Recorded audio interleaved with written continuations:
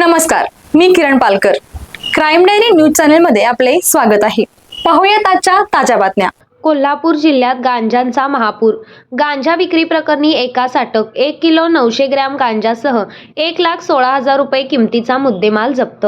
स्थानिक गुन्हे अन्वेषण पथकाने कर्नाटक राज्यातून गांजा विक्रीसाठी आलेल्या रेकॉर्डवरील गुन्हेगारास अटक केली. आरोपींकडून 1 किलो 900 ग्रॅम गांजा व मोबाईलसह 1,16,000 रुपये किमतीचा मुद्देमाल जप्त करण्यात आला आहे.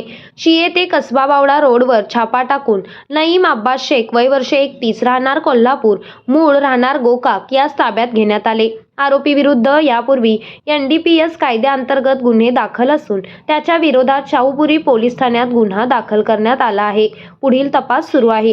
ही कारवाई स्थानिक गुन्हे अन्वेषणचे पोलीस निरीक्षक सुशांत चव्हाण, सहाय्यक पोलीस निरीक्षक सागर वाघ, पोलीस उपनिरीक्षक शेष मोरे यांच्यासह त्यांच्या पथकाने केली.